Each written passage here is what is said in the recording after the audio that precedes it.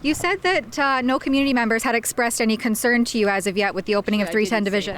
Do you want to clarify those remarks? I said that they hadn't been directly to me, but we have a process that comes through, and that's what I said in our committee meeting. What do you guys think of what's happening here at 310 Division? I'm not going to speak on it. Thank you, though. I'm just going to ask you to step outside. Yes, please, don't touch me. I will step outside. Good, thank you. Some of the rooms will also just be single occupancy, but this is a typical shelter space. Northumberland County's $2.3 million deal to expand shelter services at Transition House in the heart of downtown Cobourg has stirred controversy, raising concerns around the quick purchase of the property at 310 Division Street without public consultation or consultation from Cobourg Council or the Mayor, along with the immediate conflict of interest riddled hiring of Transition House's then executive director, Reverend Neil Ellis, all while bypassing any competitive bidding process and then rewarding Transition House with this expansion despite a track record of unprofessional conduct. And that's why we have this issue, is because we're getting new people entering the system because of everything like the financial crisis and everything that's going on, rental prices. But we have the same contingent of people that have been there for years that have made no progress because there's just no help for them. It should be super straightforward, but unfortunately when it comes to a lot of these agencies, especially Transition House in the county, it's just not. There's a reluctance or a flat-out refusal to acknowledge any barriers or any problems and just stick with the status quo. No professional, proven shelter organizations were given the chance to operate out of this expanded facility. Organizations that use data and metrics to ensure accountability and effective service delivery. This lack of transparency and oversight obviously leaves much to be desired. Despite a provincial funding boost in 2023, homelessness has only proliferated in the area, with the once infamous and now disbanded Cobourg encampment at the former Brookside Youth Detention Center, provincial lands that have now been sold privately. Transition House is currently operating a 24/7 warming cooling room out of 310 Division while maintaining shelter operations at 10 Chapel Street, with plans to expand into 310 with more shelter and transitional housing in the coming days, weeks, and months ahead. But both the county and the shelter face criticism for monopolizing homelessness services without this adequate oversight. In what seems like an attempt to improve transparency, the county held an open house on December the 16th, stating that media and the public would have open access to this newly renovated facility. However, Rebel News was initially blocked from attending by Kate, otherwise Kathleen Campbell, who makes almost $160,000 a year in her role as communications director for Northumberland County. Hi, come on in. Right into the back. Thanks. So sorry, you can't come in tonight. And why is that? We had an actual briefing for the media from 3:30 to 4. Are you Kate Campbell? I am. You're the media communications coordinator, is that correct? Take a step to the side. Yeah, come on in here. So And we're not doing interviews right now tomorrow, so No, if you'd like to book a but time, we can have a how did conversation. you decide who was or wasn't invited to the media? We have a media distribution list, and so it went out to all of our media distribution. And why wasn't I added on that?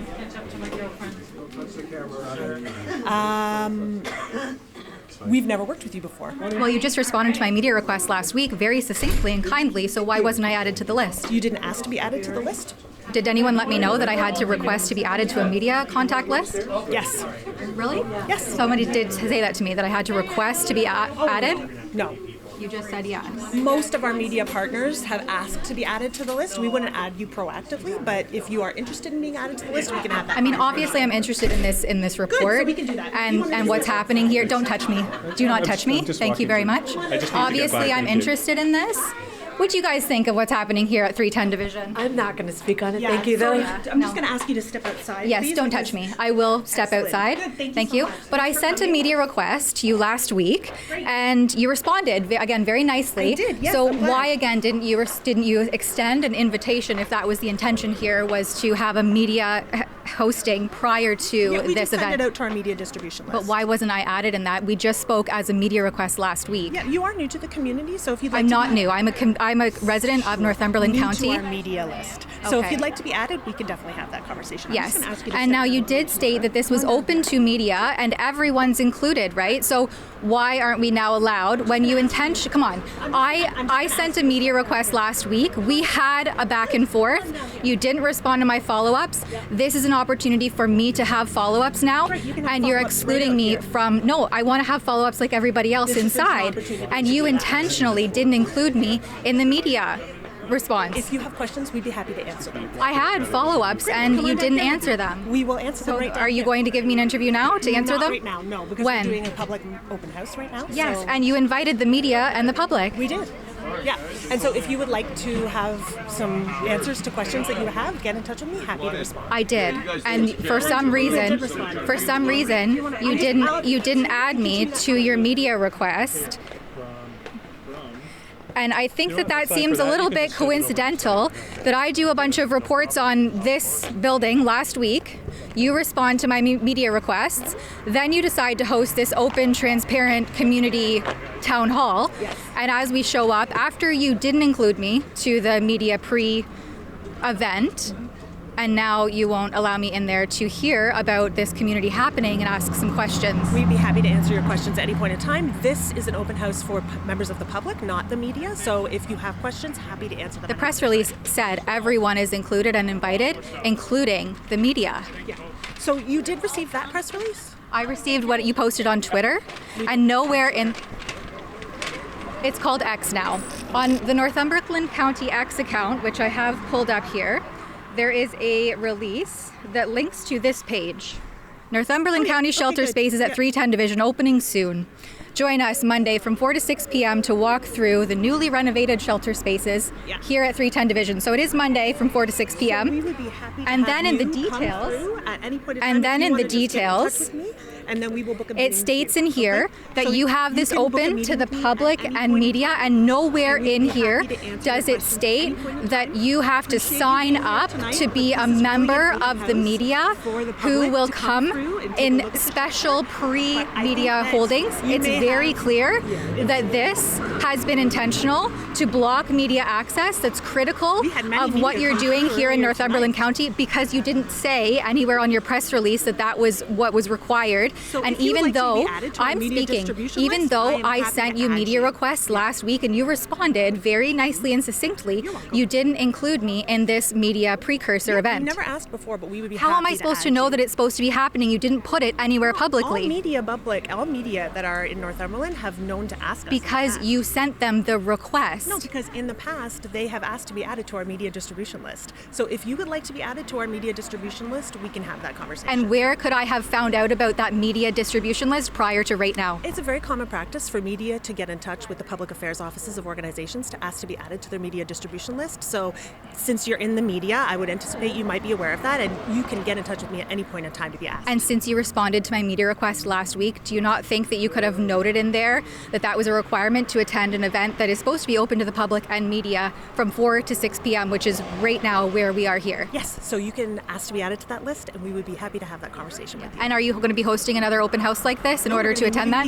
We're looking forward to moving people in by Thursday at the latest. And so if you would like a tour because you did not receive the media request, I'd be happy Because to I wasn't added, and nowhere 'cause you publicly didn't is it ask. posted that you need to require that or request that prior to this happening. So if you'd like to be added to the list, we can certainly add you. In the meantime, we will be moving people in on Thursday, but if you would like a tour, we can arrange that. Since 2018, Transition House has been the sole service provider for Northumberland County in terms of homelessness and outreach services, yet they've faced such a backlash in recent years, especially of community safety, unprofessionalism, inadequate staffing. I mean, the list quite literally goes on and on. Why, or has there been a review of Transition House's conduct in those last several years? The service agreement that we have with Transition House addresses shelter standards and expectations in service delivery. So those conversations happen all the time. And so there has not been a need for a review of service provision. What there was a need for was a transition to a new facility, because the facility where shelter services happens right now, it's recognized it is just no longer efficient to meet the needs of the community. And so when we made the decision to purchase this facility in December of 2023, we engaged Transition House to start to transition those shelter services from that location to this so that we can modernize the services and make it more accessible to members of the community. What's happening at the old building on 10 Chapel? right now it is still shelter spaces because we don't have any shelter spaces available. But once this facility opens, we're first going to start moving people from motels into those shelter spaces. That's the first priority. And following that, we will start to move people from 10 Chapel Street into the facility. So ultimately, all shelter services will migrate from 10 Chapel over to this building. In the email response to you, I had two follow-up questions. One was whether or not the service provider agreement would be made publicly available, and why or why not? Yeah, service agreements are not public because they may contain confidential information, but they can be obtained through the FOI process, and so that's how we direct people, if they would like access to that, speak with the clerk. I have an MOU from December 2023. Do you know if it's changed much since then? Where might it have changed? The MOU that was originally held with Transition House was when the plan was, I can't remember what it was called, for a buyback. They were going to buy back the facility from Northumberland County. But through the public consultation process, there was a real interest from members of the public for the county to retain ownership of the facility. They felt that that provided additional oversight of the operation. And so council voted and deliberated and voted and decided to retain ownership of the building. That changed the MOU because now Transition House is a provider of shelter services but not an owner of the asset. In terms of the ECE bylaw that Cobourg has implemented, how has that affected the ability of this building to open and operate? Well, it's open and operating now, so I think that it required some additional collaboration with the town and with Transition House, I suppose, to offer services that fit with the new model.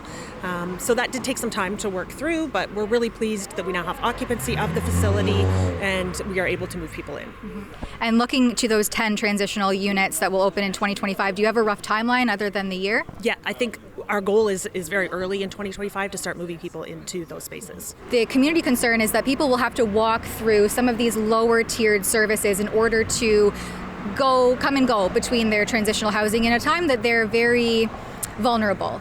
Does the county or the staff at Transition House recognize that vulnerability and make steps to counteract it? So there's probably as much or as little interaction as an individual may choose. The elevator, for example, is from the resource center on the ground floor right up to the 4th floor, so that you would bypass those shelter spaces in that case. Same thing with the stairwells. They're sealed off, so you would just be going from the ground to the top. And I'll have to get back to you on this one. I believe there may be card access at every floor, but I'm not certain of that. So it's been said that Transition House has a monopoly on shelter services, and I wonder if there will be more collaboration with other community partners to facilitate and bring an end to the homelessness crisis and the addiction and mental health crises that we see in our streets. So Transition House currently has formal partnerships with 8 organizations that will be offering services directly on site at the shelter. So community paramedicine will be doing wellness clinics, the help center, the legal center will be helping people with housing services, legal services. I believe there was to be some employment services that will be offered here, addiction, mental health services. They will have group sessions on the ground floor, but there will also be there's independent rooms where people can come and have those private conversations. So there is a definite reliance on partnership in the community to, I'm not going to say resolve, but to impact and support people on their journey towards stabilization. But is there a threshold for that success of this service and these services by the county as they continue to partner with Transition House for these services? So the fundamental purpose of a shelter is to offer safety and security, hygiene, and food nutrition for individuals who are experiencing homelessness. So success in that context is how we're meeting people's needs, doing just that as the baseline. Other measures of success include when we have people accessing services, that is itself a measure of success because some individuals are not even prepared to access services at a time. So providing those services and making those connections, another measure of success. Certainly transitioning from homelessness to housed and to employed is a significant measure of success, but it definitely isn't the only one, and that's because a lot of people accessing shelter services, they're not ready. for that kind of support and to make those steps on their journey. So definitely the baseline is to make sure that people have a safe place to stay and to access those services, and from there other measures up to and including life stabilization and housing. Okay, thanks for your time, appreciate it. Now if we wait till the end when everybody's cleared out, can we have an opportunity to come and tour the facility? Absolutely. Ms. Campbell did stay behind to answer my questions, so credit where it's due, and agreed to give us our own private tour of the facility once the public tour slowed down. But while cameraman Lincoln J and I were talking to people on the sidewalk, we also had the opportunity to ask Northumberland County's CAO, Jennifer Moore, who makes a cushy $220,000 a year in her public position, about her response to Cobourg Mayor's concerns following complaints from neighbors of this facility at 310 Division Street, stating that she is personally unaware of such problems. Have a look. I had a few questions for you as the county CAO. Ms. Moore, I had a few questions for you about the county CAO. You said that no community members had expressed any concern to you as of yet with the opening of 310 Division. Do you want to clarify those remarks? I said that they hadn't been directly to me, but we have a process that comes through, and that's what I said in our committee meeting. And how many complaints or community concerns have you heard so far? Just a rough number. As we've said, there's going to be a report that'll come to council in January and to the committee meeting, and that'll compile the data that we have to date. Can you give us a rough estimate of how many you've received so far? I don't have that number with me. Or what they look like? Is there a pattern occurring or something that you can... Don't have those specifics to share. We're compiling that data and it'll come to the committee meeting in January. In January. Do you know the date of that meeting? It's the Social Services Committee. I believe it's the second week, depending on when it dates falls, so the third, fourth, something like that. Okay, so about a month or so. In terms of the funding, because we know that the province of Ontario doubled their funding for homelessness to Northumberland County to the tune of multi-millions of dollars, where exactly is that? Multi-millions. Well, it was 2.4, the doubling was 2.4 million, and then so what existed pre that would also be millions because they doubled it. Where is all that money going? The money goes to many different programs, so it's for housing, it's for homelessness response, it's prevention as well as response. So yes, it goes to the shelter. It also goes to rent supplements to keep people in apartments and to help top up their rent. It goes to outreach services, so it goes to a wide variety of supports. Our community could certainly use more, and the county has added each year recently to top up with local taxpayer levy dollars to top up what the province offers. Will there be a threshold or a measurement of success in order to perhaps request that additional funding? We continue to keep metrics, and we do those reports back to council, and that's part of what we committed to when they approved moving forward with 310 and some of the outcomes. So in January there'll be a high-level report because we'll have only been open just a few weeks at that point, and then we'll have regular reports to council to talk about how the shelter is operating and how all of our programs are performing. And will all of that be publicly available? If it happens at the committee, it's all publicly available. Okay, that's great. Thanks for your time. Appreciate it. After waiting about an hour and a half on the street, we were finally able to head on in to this new facility and get a tour of the renovations. Have a look. So come here, I'll give you a tour. Thank you. So they'll be able to have meetings here or offer even like some group sessions here. We also have spaces upstairs for one-on-one. Through there is the warming hub. We're not going in there because there's people in there tonight. Right. But that's where you would see the lazy boy recliners, people resting. There's also tables set up for activities. I think they're doing like a gingerbread house tonight. There's food, like there's soup on right now. Is it usually at capacity for 20? I mean, we've hit capacity, absolutely. I think depending on the weather, like if it's super cold, we usually get up there. This and the third are what will be hopefully later this month. We're hoping by Thursday, actually, that we can start moving people in. Yeah, exactly. So this is the space. So if you want to come in here. This is an assessment room. It's like sort of a wellness space. So organizations like Community Paramedicine can come in here and have one-on-one consultations with clients. Or any even more private conversations that need to happen between clients and their service providers. This is another resource center, similar to what we had downstairs. So there'll be a couple of stations set up in here where people, again, everything's online, right? So they can be looking for jobs, applying for jobs, they can be applying for housing. So this is a double occupancy room, no more than 2 at this point. And some of the rooms will also just be single occupancy, but this is a typical shelter space. So they have dressers, they have rooms. The beds are intentionally high so that they have space underneath for their personal affairs. And then this is, every room comes with a washroom. Oh, okay. This one is one of the accessible spaces, so wheelchairs can wheel right in if need be. Typical, like you've got your air fryer, microwave, no stoves or ovens in the facility except for in the kitchen downstairs. Oh, okay. And then this is just a common space, televisions, Another bathroom. and then another bathroom. So it's important to have access to hair care services. First of all, because critical for employment. You find that it definitely makes you feel more like yourself if you can have a haircut. And sometimes there's some special treatment required when people need a haircut. So it's really about dignity for the clients and to be able to have access to that service periodically. So we'll have 3 washers and 3 dryers in here, and it'll just be silent so people can do their own laundry. Yeah, this is a single. Oh, okay. Just to give you a sense of space. Yeah, and they have air conditioners in each every room? Yeah, in the wall, in the unit.